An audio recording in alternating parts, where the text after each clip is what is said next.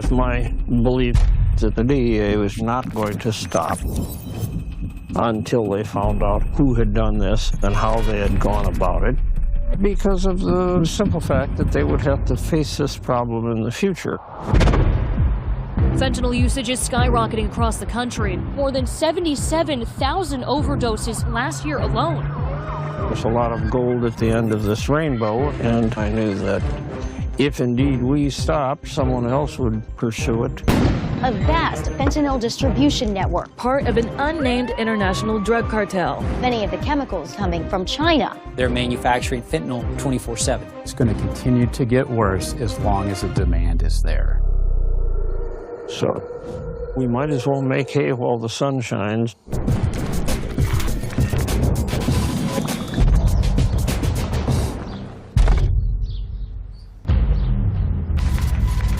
I'm John Roberts, and this is the Godfather of Fentanyl.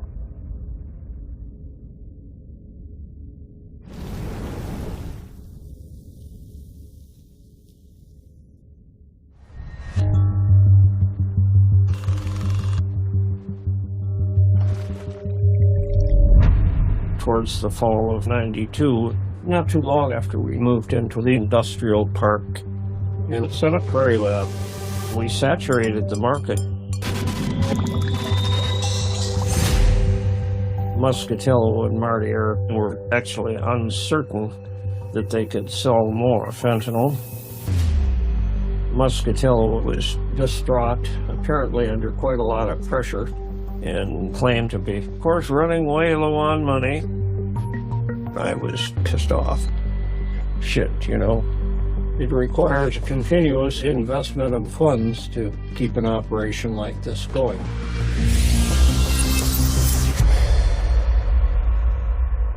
By late November 1992, more than a year and a half since fentanyl first hit the streets of New York City, law enforcement has finally identified the three key players in the drug operation: Boston mobster Christopher Muscatello, Joseph Martier, and George Eric Marquardt, a.k.a. Squeak. They flipped another Boston mobster, Michael Murray, as an informant, and they're using his friendship with Muscatello to try to find the location of the fentanyl lab. These guys were dangerous. And we know Muscatello's motivation was greed. Remember, this is the same individual who callously calculated that he made $6,000 on each of the overdose deaths. Emergency rooms are seeing more overdoses than ever before. Officials fear an epidemic of drug overdoses. So, with money being the primary motivating factor, the opportunity presented itself to introduce an undercover agent to Muscatello to pretend to help them distribute whatever product they had on hand, or would they be interested in a swap, maybe some fentanyl for cocaine. So we get an undercover agent for the sole purpose of meeting Muscatello.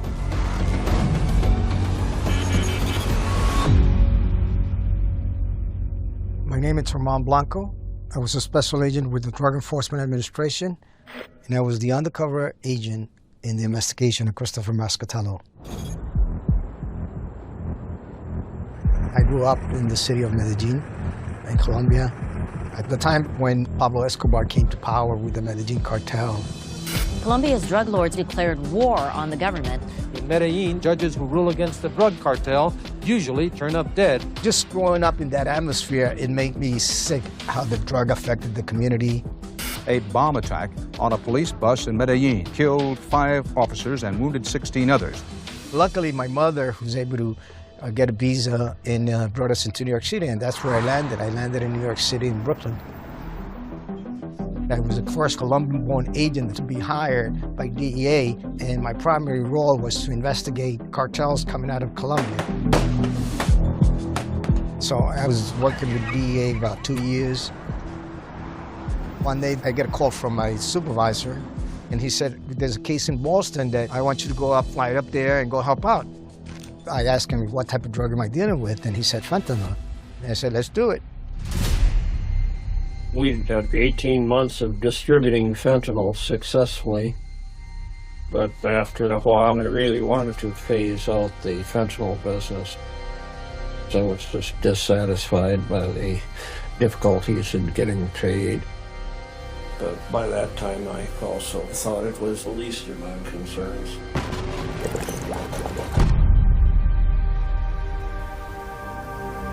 I found out Marty Yerk had been using fentanyl recreationally.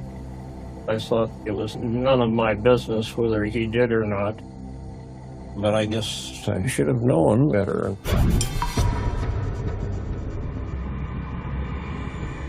Anyway, Marty Yerk had come down to pick up another batch of fentanyl. I found him in the bathroom of the Prairie Lab. He was sitting upright, right next to the bowl, eyes wide open, nobody home. Goddamn dirty fucking lowlife, subhuman, shit-eating dog junkie. I could have let him just die. Those thoughts all went through my mind. But his family knew where he was. And he doesn't come back. Policemen are not stupid. Homicide investigators are very determined. And, you know, of course, I've got this big laboratory. I tried to revive him.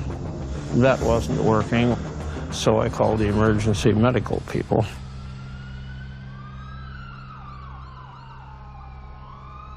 Later, he asked me, what do you think's going to happen? And I said, I think we're going to get busted. I think that this incident will be noted by the authorities and they'll come for us. But it really doesn't make any difference now. It's all out of our hands. So we might as well make hay while the sun shines and prepare for your own funeral because it's coming.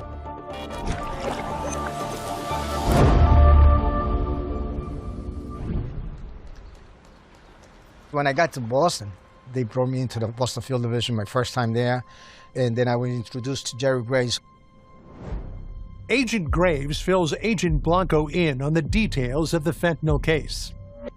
He explains that they have an informant, mafioso Michael Murray, who will take Agent Blanco to meet with fentanyl distributor Christopher Moscatello. For this meeting, Blanco will pose as a Colombian cocaine trafficker. His goal is to win Moscatello's trust and set up further meetings so agents can hopefully find the location of the lab. Before an undercover operation, like half an hour before the time that we were going to go, I always just basically walked away from everybody. I just tried to meditate.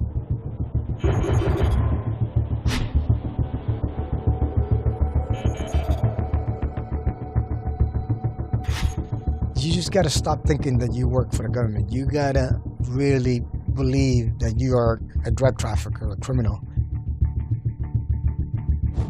And so with that mindset, I went with the informant to the meeting with Moscatello.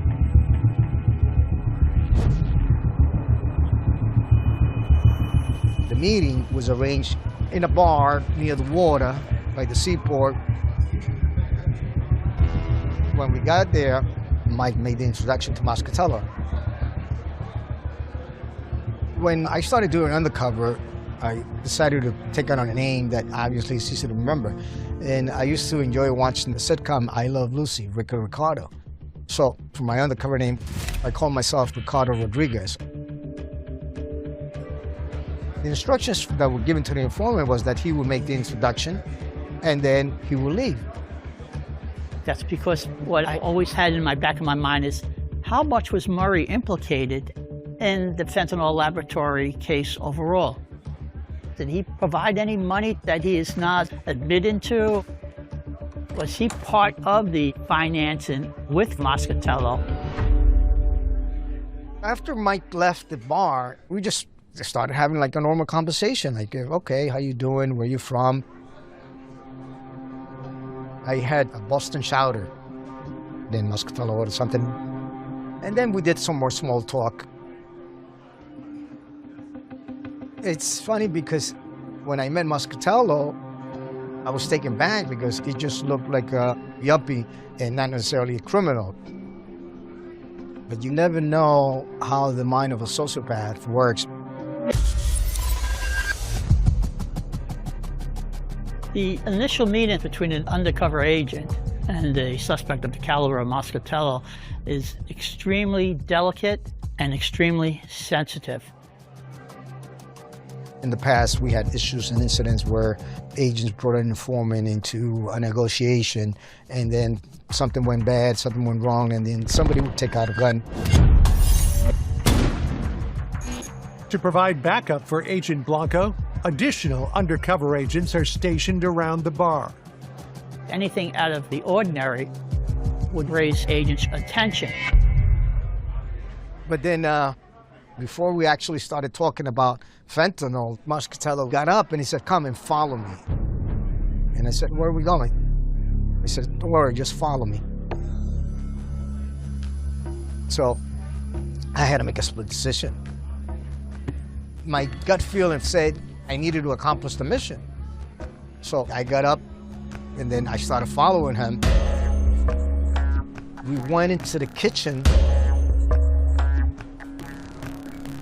and then we went down the stairs, like going towards the basement. Now my heart starts racing. Okay, what's in the basement? My mind started going off. Red flags, red flags.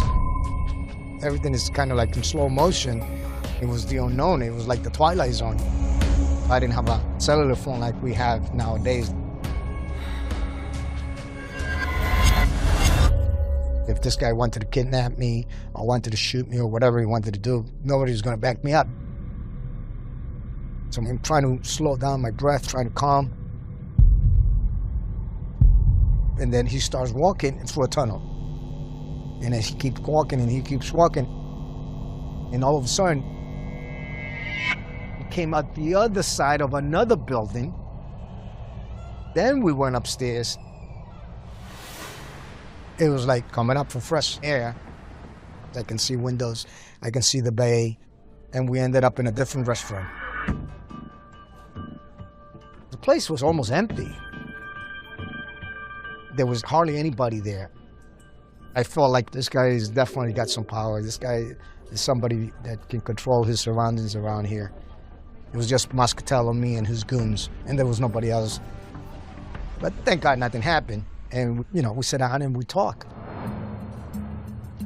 Moscatello was very eager, and I could tell that he was very happy.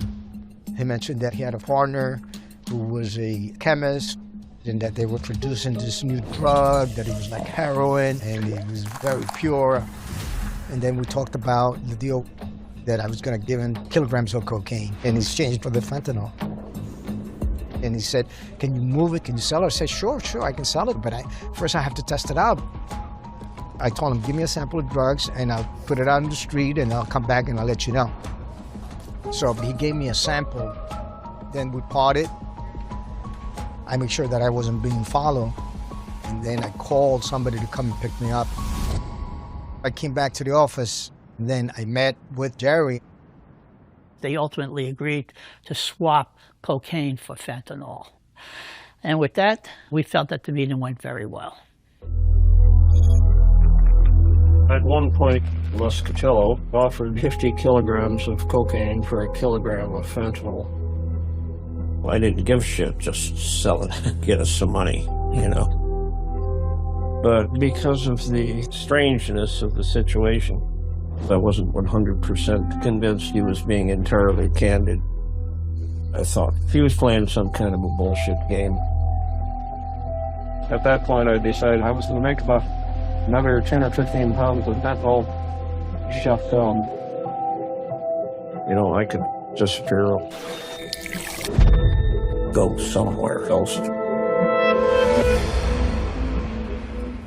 He knew sooner or later he was going down. But you're a criminal, as Squeak would say. And that's part of the deal. It's part of the deal.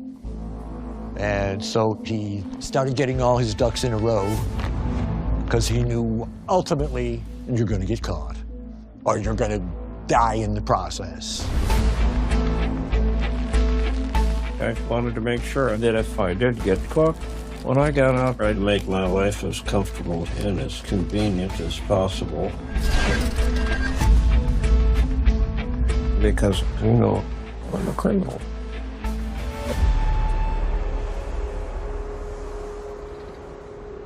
Back in Boston, DEA agents prepare to close in on fentanyl distributor Christopher Moscatello. But they must be careful not to raise his suspicions. Moscatello was waiting for me to get back to him to let him know if what he gave me was a good quality. But as a drug dealer, you're not pressed for time. It's not like you have to meet deadlines or demands or quotas or anything like that. So it wasn't like I was going to call him next day. And so they are carefully biding their time, unaware that they are now in a race against the clock to find the location of the lab and Marquardt before he disappears. Probably a week or two later, I called Moscatello back and I said, hey, listen, we're good to go. Let's set up the next meeting.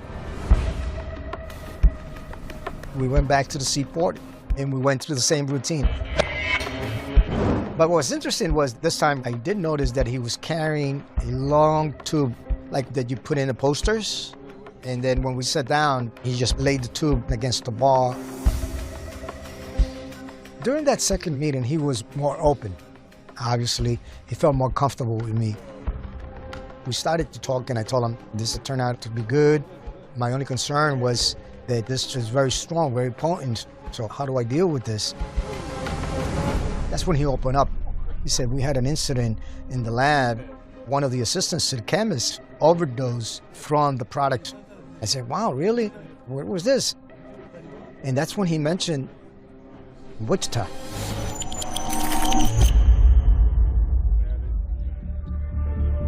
When he mentioned Wichita, inside of me, I just wanted to jump up and down with joy because the objective that I was given was to try to figure out where this lab was.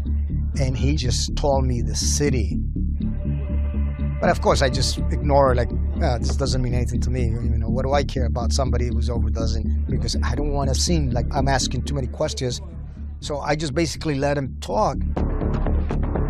And then at the end, I said, okay, I'll have my people move some packages, meaning some kilos of cocaine, and then I'll give it to you.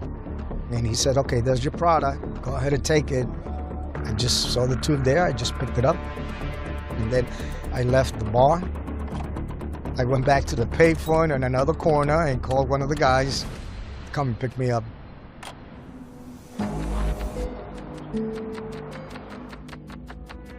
Agent Blanco brings the fentanyl-filled tube back to the DEA office and meets with Agent Graves to deliver the stunning piece of information he's just gleaned from Moscatello. Jerry Graves goes, so what happened?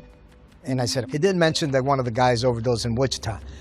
And when I said Wichita, there was silence. Everybody was like, huh? And nobody said anything for a couple of seconds. And then somebody said, what did you just say? I said, yeah, that somebody overdosed in Wichita. You're kidding me. And he goes, no, that's exactly what he said. So off to the races we go to Wichita. Wichita is more than 1,000 miles from the East Coast cities plagued by street fentanyl. Not a single fentanyl-related death has been reported in the state of Kansas. And now it seems it could be ground zero for the crisis. This was a fast-moving game, right? Because everything could be all right. The next thing you know, somebody did something over here, and sooner or later you're hot. And especially with doing something like this, the enormous risk involved. But doing what you want to do comes with some risk. There's no aspect of life that's not fraught with risk. And I enjoy playing the game. You know?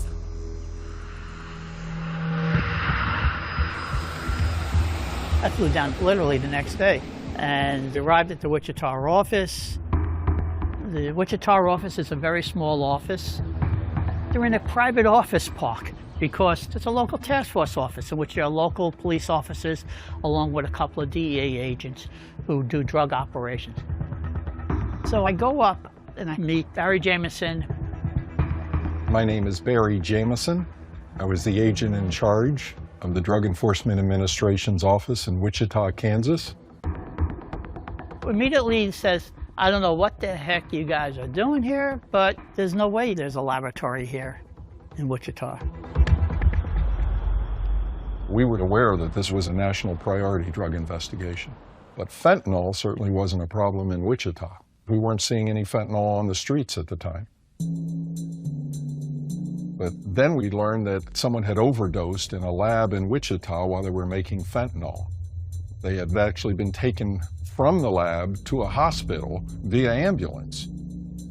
We knew it was recent, so we got all the drug calls from the emergency services. And we began scouring through all the ambulance records, trying to figure out who this might have been and where this might have been. Sure enough, we found one of our persons of interest had overdosed at a nondescript building in a little industrial park. According to the report, Joseph Martier was picked up in what was thought to be a legitimate chemical company laboratory. It was indeed revived at a location in Goddard, Kansas. Goddard, Kansas is a little town that sits 15, 20 miles west of Wichita. It's a sleepy little town, nice town. I don't think you would ever think of Goddard, Kansas playing a major role in a drug investigation, certainly not a national priority drug investigation. But if you know Marquardt's criminal background, you know it makes perfect sense. Marquardt's made a career out of hiding in plain sight, using small-town America as the perfect cover for his crimes. First, heroin in Waukesha, Wisconsin. Then methamphetamine in Beggs, Oklahoma. And now fentanyl in Goddard, Kansas. I went out and I checked out the address for Prairie Lab. I was able to peek through the windows and see the laboratory equipment for processing drugs, and we saw the waste left behind that indicated that it was being used for drug manufacturing. Investigators immediately put Prairie Lab under round-the-clock surveillance. We threw just about every resource we had at it. Agents, electronic surveillance. Within a short time, the agents spot Marquardt. He was wearing his overalls, his flannel shirt, and he had his Pittsburgh knit cap on. To me, he looked like a good old boy who was just in from the country. I would not recognize Marquardt and say, oh yeah, that guy's a laboratory chemist or a drug dealer. From there, he went to his home, and we kept surveillance on him at that point on.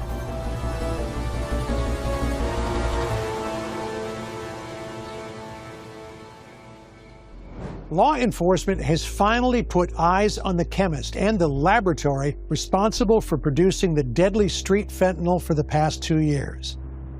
Incredibly, it is at the time the only known source of street fentanyl in the entire United States. But as this national investigation now closes in on small-town Kansas, the agent's next moves will be critical. Your first instinct is to run in and seize the lab. But the ideal solution is to get them when they're manufacturing the product. You want to catch them red-handed. Based on the last meeting between fentanyl distributor Christopher Moscatello and undercover agent Herman Blanco, the agents believe Marquardt will be cooking a new batch of drugs within a few weeks. So we wait. The sad but true fact about the drug business is you tend to get mad at people when they don't deliver the money, and you're quite forgiving of their bad habits if they do. Again, it was all about paying me. Martier and Muscatello came up with the money. So I began to prepare to make another batch of fentanyl. According to our intelligence, we thought that we now reached the point where we could finally shut down the fentanyl laboratory. But we knew Martier and Moscatello were not in the Wichita area. It was only Marquardt himself. To ensure the criminals cannot alert one another, agents formulate a plan to arrest Marquardt in Wichita, Martier in Pittsburgh, and Moscatello in Boston, all at the same time. This was going to be a coordinated effort. We had to make sure that we all moved forward together.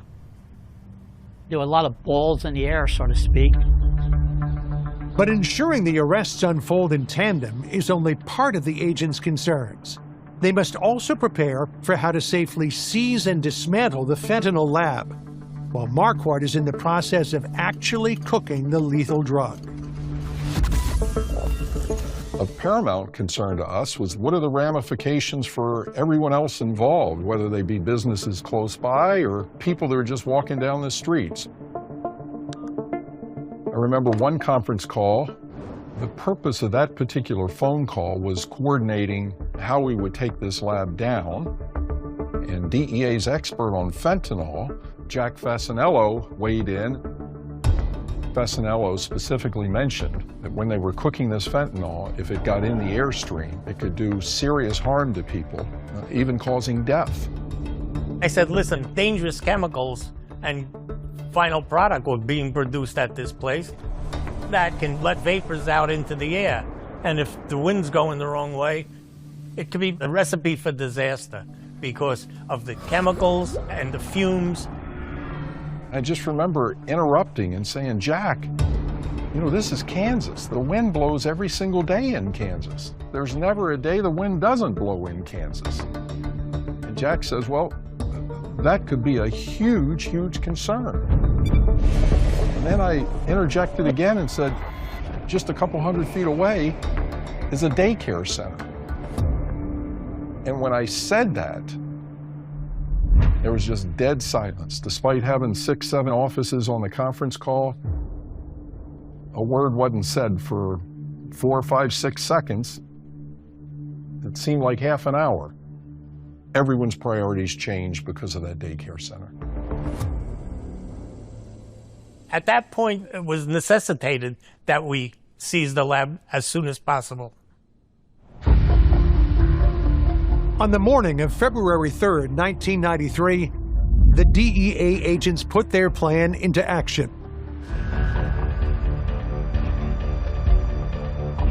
In Wichita, Kansas, agents close in on Prairie Lab and Marquardt's home. Soon they will take down the only known source of illicit fentanyl in the entire country.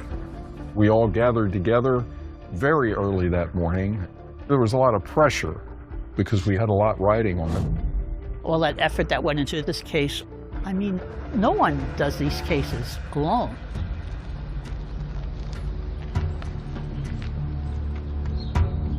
I was at the home of George Marquardt that morning.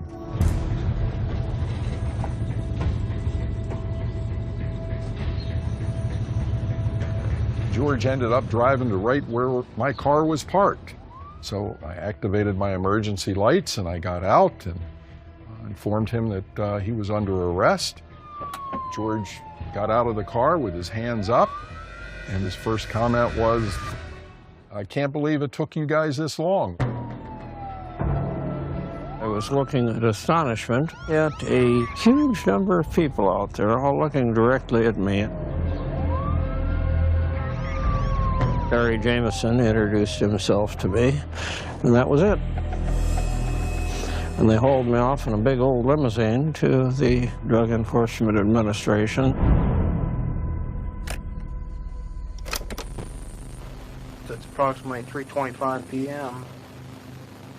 Wednesday, February the 3rd, 1993. Present in the room is Mr. George Eric Marquardt. We are interviewing Mr. Marquardt relative to fentanyl trafficking. Mr. Marquardt, and you're waiving your rights to talk to us, is that correct? I am indeed waiving. Okay. After we arrested him, he just sat there and had a conversation with us. It was very matter of fact. It's just, well, I'm under arrest. Okay, what do you want to know? Folks, you will manufacture that wasn't Muscatella.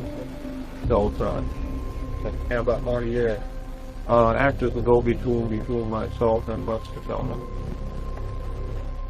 Didn't really matter if I cooperated or not. I was going to get a ton of time. I knew that.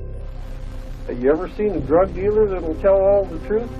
You might be seeing one right now, but this might be your last time.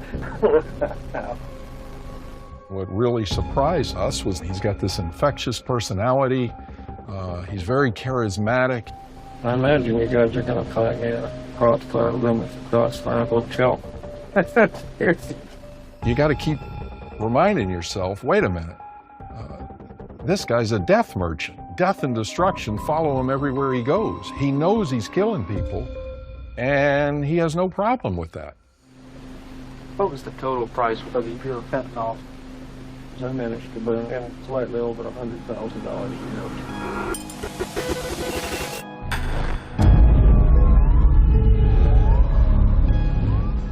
George made a lot of money, but I don't think George was ever in this for the money. I think George was doing this because nobody else could do it. Who's Ed Lobo? He's my next door neighbor. Did he know what was going on? The morning the DEA showed up, there was more trucks than you can imagine seeing. Hazmat, everybody. Federal agents raided several sites in Sedgwick County, including this warehouse in Goddard. Hazardous as far as news channels showed up, and that's when I found out that he was getting arrested for making drugs. Said he's had a real high IQ, maybe smarter than we all know. The DEA also found another lab and more chemicals at this West Wichita home. The raids have shut down the only known source of the deadly drug, fentanyl. 47-year-old George Marquardt is being charged with manufacturing the drug. People started calling us on the phone for interviews. I didn't talk to them because it was rough. I remember one of the first things I thought is, I'm so glad my parents are gone. That would have just killed them. It was really bad. As far as the DEA is concerned, I don't know if there's going to be a more significant investigation that we worked. It just goes to show you that these things are closer than you think. News of the Kansas fentanyl lab bust is reported across the country. In Pittsburgh, the arrest of fentanyl middleman Joseph Martier goes off without a hitch. But the planned arrest of Boston-based fentanyl distributor Christopher Moscatello never happens. All of this may be connected to a murder in Boston. I was in Wichita when the Boston office calls me up telling me that they want to arrest Moscatello. They executed a search warrant on his house, but he was not there. I was down at the county jail. A fellow came by and said, you have a partner in Boston? How'd you know? And I laughed, and he says, he's dead. He was assassinated. Moscatello was found dead by a roadway, driving a rental car. He was found shot twice in the back, and then a close-up shot to the back of his head. After Chris was murdered, I drove up to Massachusetts. I went to the funeral home and I walked in and there were two men. I didn't know them, I'd never met them. One of them was the funeral director and the other one was Michael Murray. I only knew him by name. And only on a couple of occasions had I heard his name, just that he was Chris's best friend. I looked at Michael Murray and we locked eyes. And immediately, I just had this overwhelming feeling that he had killed Chris.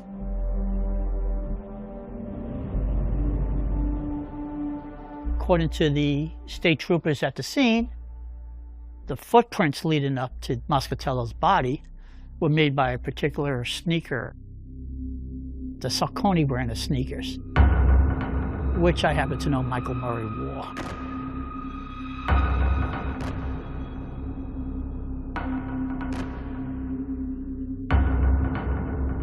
All the time.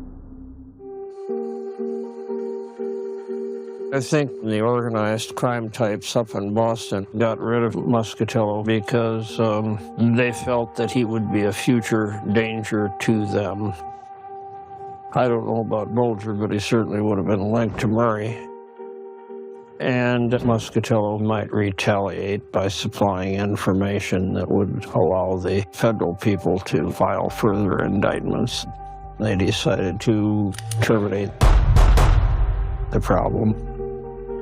But there was no evidence, no witnesses, nobody who could say that he'd done it. Michael Murray was never linked, formally, that is, to the fentanyl investigation. But I always wondered whether or not he indeed might have been part of the financing with Christopher Moscatello with regard to the laboratory and whether he was benefiting himself financially from that. But don't know. We won't know because Murray at that point just stopped cooperating. But he shouldn't be out walking the streets. He shouldn't be free. He should be behind bars for the rest of his life. I know Chris was trafficking drugs, that he was a human being. And I would want people to know the human side of Chris and that he was my brother and I loved him.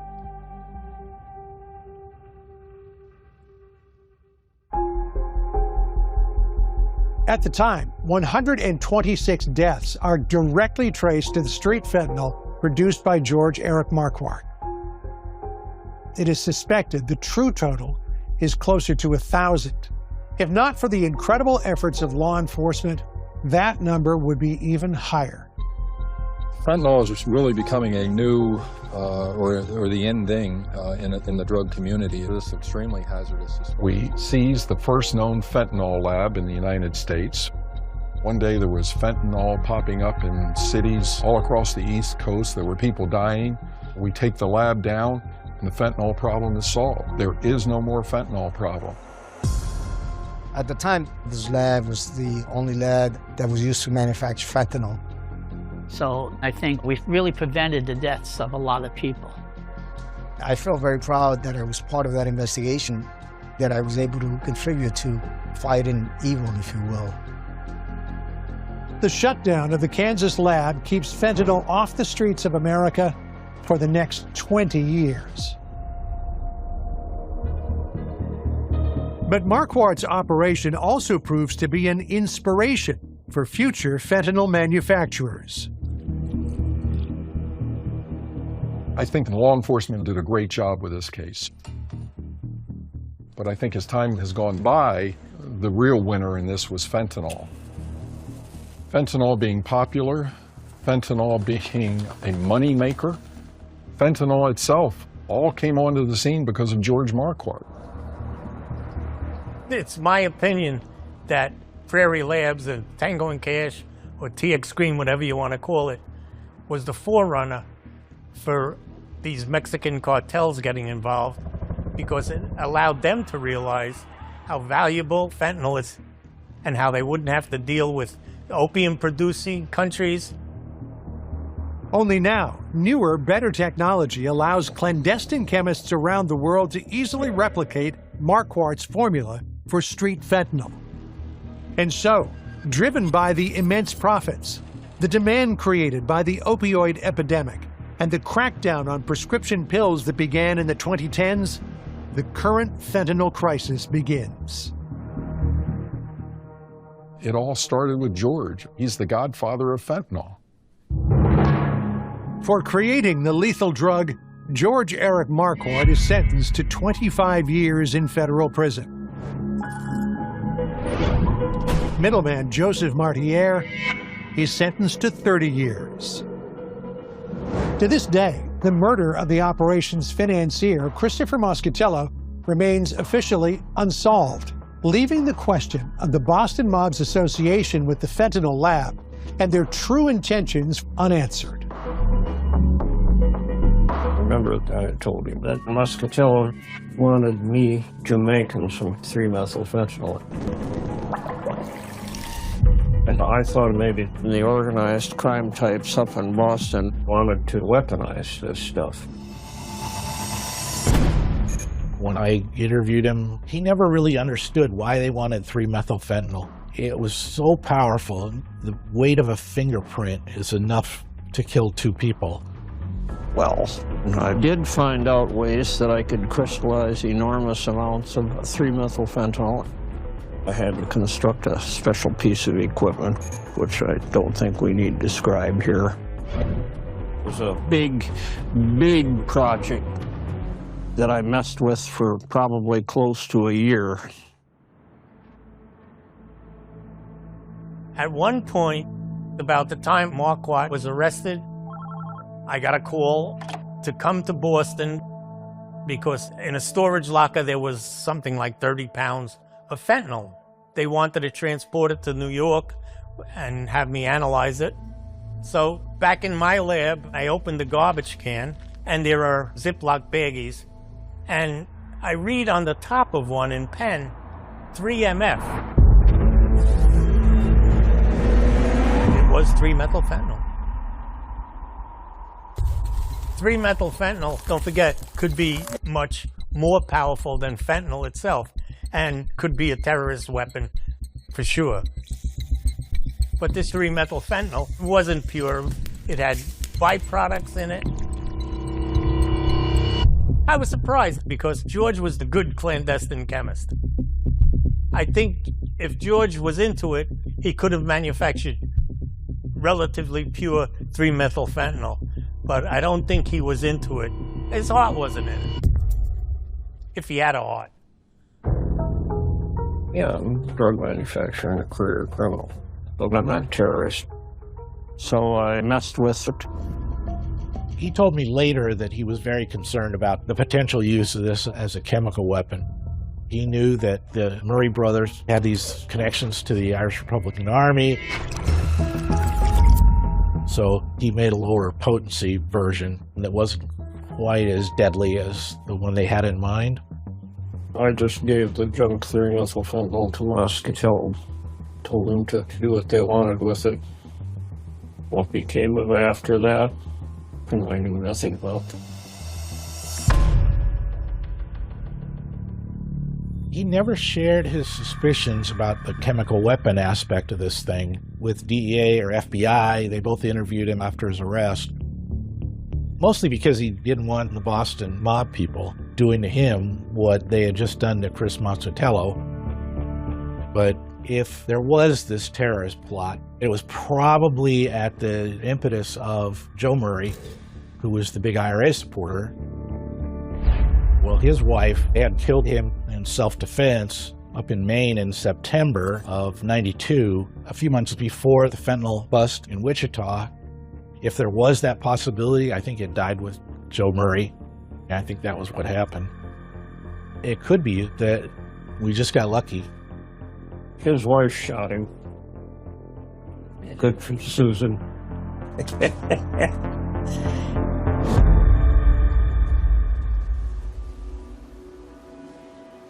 I was introduced to George Marquardt, Squeak, in 1995. Some of my friends told me, well, there's a guy you gotta meet. There's a guy you gotta meet. He's a chemist like you. And we became fast friends. He would walk around and people would complain to him and he would say, I love prison. Because, you know, he had more time than almost anybody. So that was his thing. I love prison. What are you complaining about? And they would ask him, why did you do it? And he would say, I'm a criminal. And he was so smart that you could almost breathe in his intelligence when you talked to the man. It's something I'll never forget.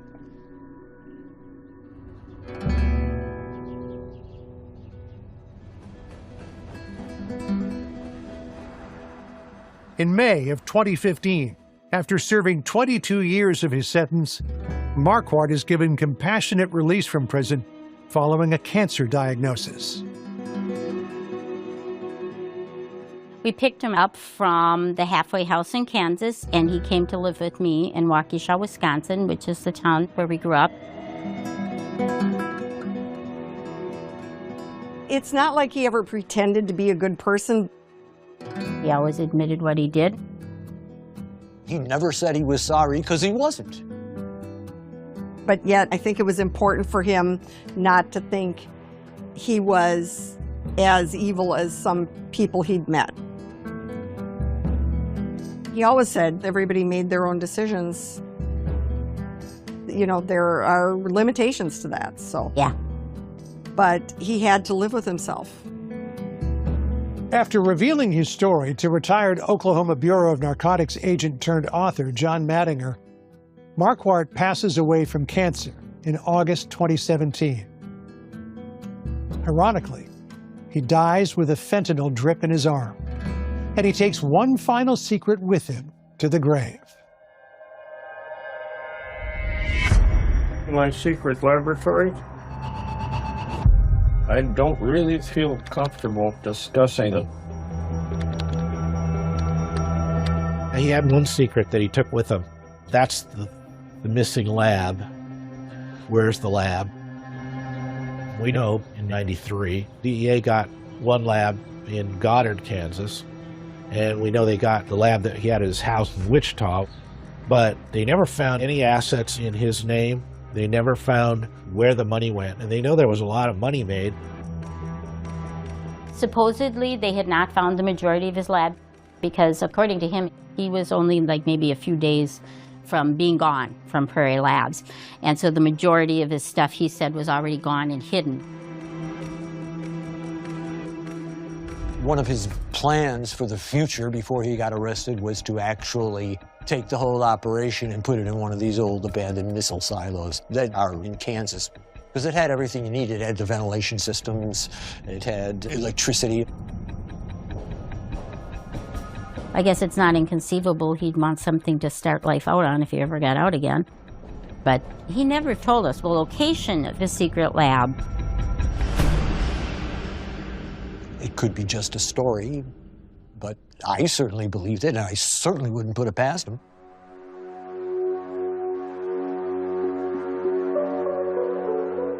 I absolutely think it's possible, because once a clandestine chemist, always a clandestine chemist.